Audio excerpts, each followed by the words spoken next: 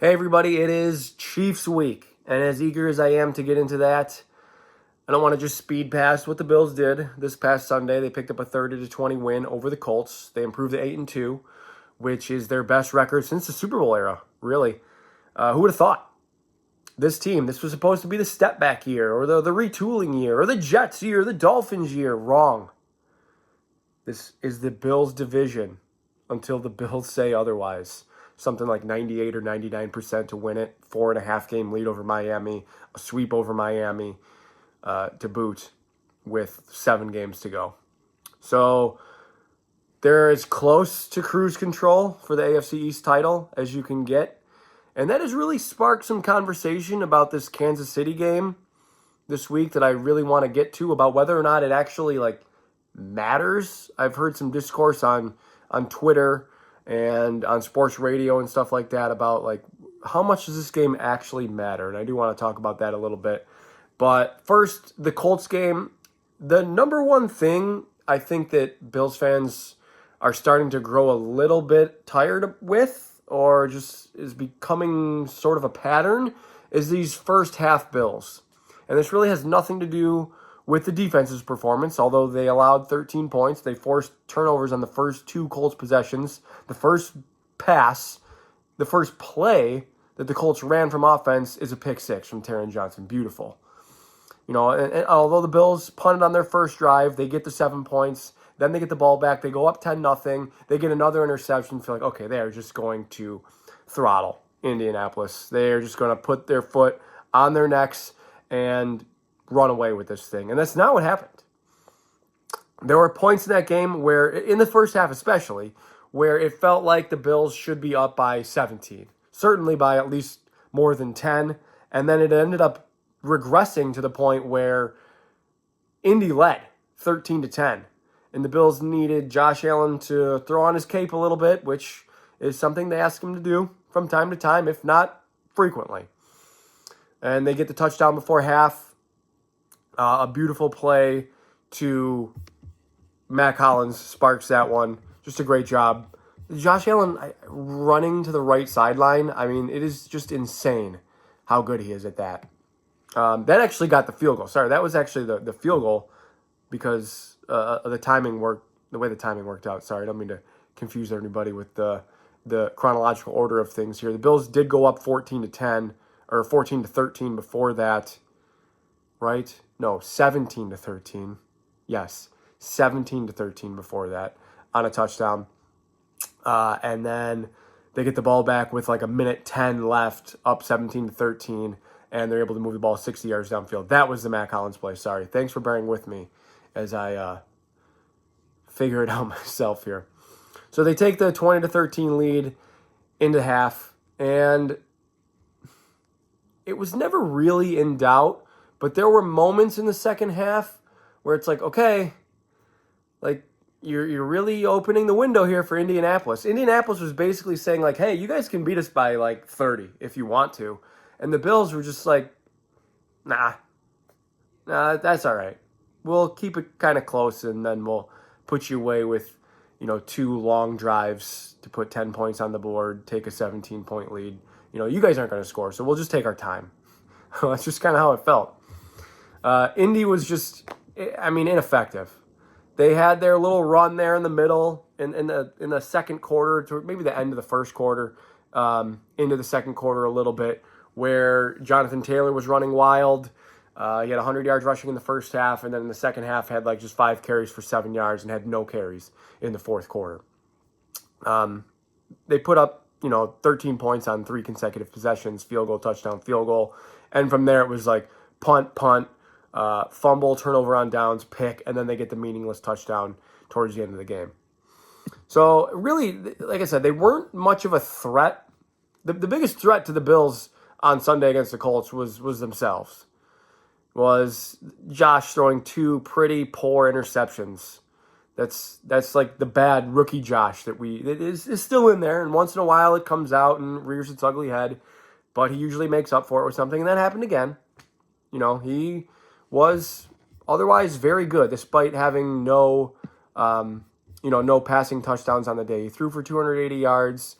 He ran for 50, which is something that just hasn't been huge in his game this year, but when he wants to, he'll go get it. Like, he had that, I think it was like 3rd and 15 or 16 or something, really backed up in their own zone, and he took off and got the first down. So yeah, he added 50 yards and a touchdown, so 330 total yards and just the 1 touchdown rushing.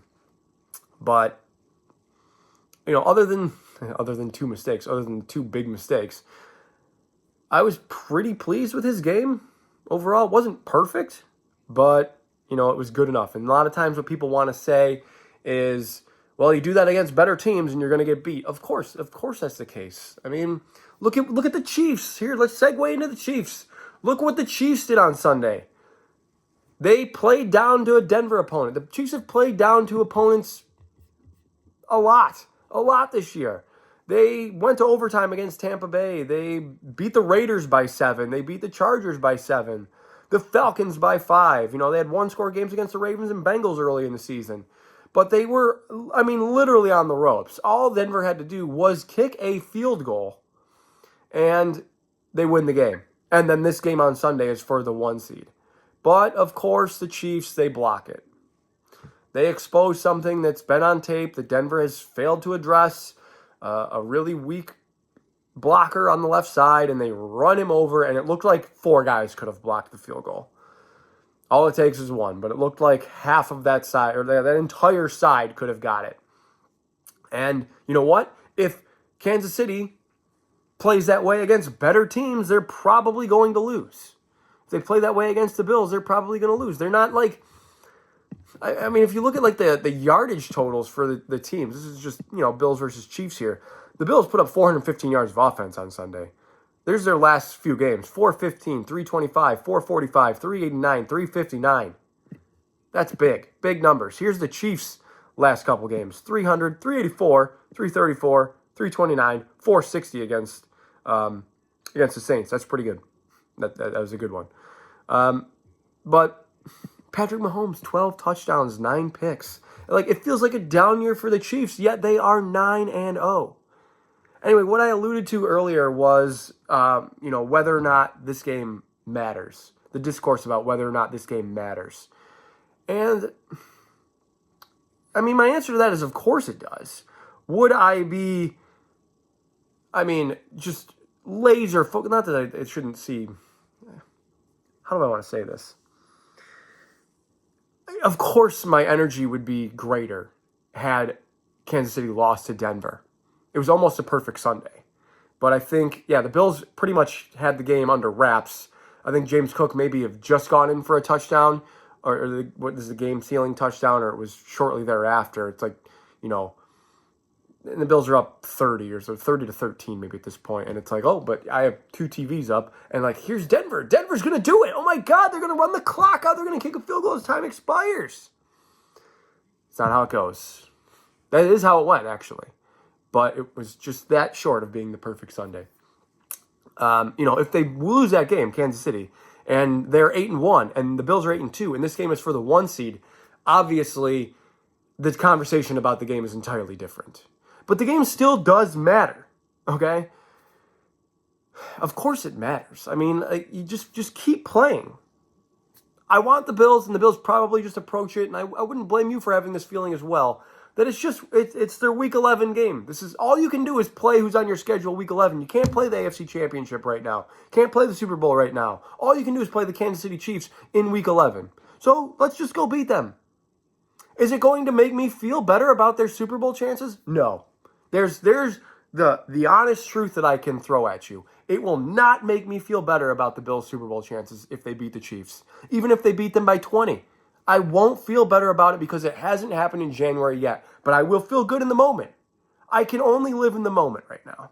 If you want to be a pessimist and just think that nothing matters until January, I get it. This is part of the climb. This is part of the struggle of being such a good team. Is these weeks 1 to 18. It is just the climb. It is such a slog, if that's a word, right? It is just what a journey. Oh my God, we have to get there. We have to get through all this crap and this mud. And last year the Bills were 5-5 at this point. and like 2-5 in the AFC. So we're like, oh my God, like what is happening? They end up firing Ken Dorsey, and then they go on a run. Good for them. That is part of it. This year, the Bills are in a much better position, of course. So it looks like they're almost certainly going to be a playoff team. So I don't blame you for having the attitude like, well, I need to see this in January. I get it, but they can't play a January game right now. All they can do is play the Chiefs in Week 11. Okay? That's where I am with that conversation. The matchup. I mean, we know the matchup. It's a little bit different in the sense that they've added DeAndre Hopkins. They're throwing to him, 6-ish times a game. He's had some good ones. He looked really good against Tampa Bay, of course. 8 for like 85 and 2 touchdowns. Travis Kelce has been TE1, for fantasy football a bunch lately. He overcame the slow starts of the season. Still seeing his, 8 or 9 targets a game. After that, now that Rashee Rice is injured, we don't really know the full status of Xavier Worthy, but he's really only seeing, 4 or 5 targets a game as well. It's just like a bunch of it's like the Noah Grays and the Justin Watsons, the McCole Hardmans, the Kareem Hunt, who just happens to be sitting on his couch. And meanwhile, teams like Dallas, who are struggling to find running backs, are still playing Ezekiel Elliott. And then there's Kareem Hunt, comes off his couch and has, 500 or 600 total yards for the Chiefs already. And 5 touchdowns. Has been super successful on the ground. They're not super successful running the ball. They're, Kareem Hunt averaging only 3.5 yards a carry. Carson Steele's just over 3 when he had his little 2 or 3 week run there. P. Ryan is still under 4. Pacheco is not going to be back in time for this game, we don't think. I'm pretty confident that he's not going to be back. I don't know. I feel like, how many times can I preview this matchup? I want to stop talking. I want to cut the video short. I think I'm going to. We know what this is. From the Bills' perspective, I do need to talk about the injuries, I guess. It looks like they're going to be down Dalton Kincaid. That stinks. It looks like they might be down Spencer Brown, which is a little bit strange considering I believe he returned to the game after that ankle injury. Kincaid tried to return to the game and couldn't. And I think with the bye week ahead after this week, the Bills are just yeah, let's give you the week, dude. Maybe the Bills are looking at it like that. We can't look at it like this is the Chiefs. We just have to look at it like we might need to play them again. And I understand that perspective. They think they will need Dalton Kincaid later on in the season. They will. Maybe they'll get Amari Cooper back this week. That seems a little encouraging that they might get Amari Cooper back. Keon Coleman's obviously already been ruled out. It sucks that when you see the injury report, it's usually we have this one big name guy or something like that. And then it's a depth linebacker, a depth D lineman. Oh yeah, he's not going to play. That kind of stinks, whatever.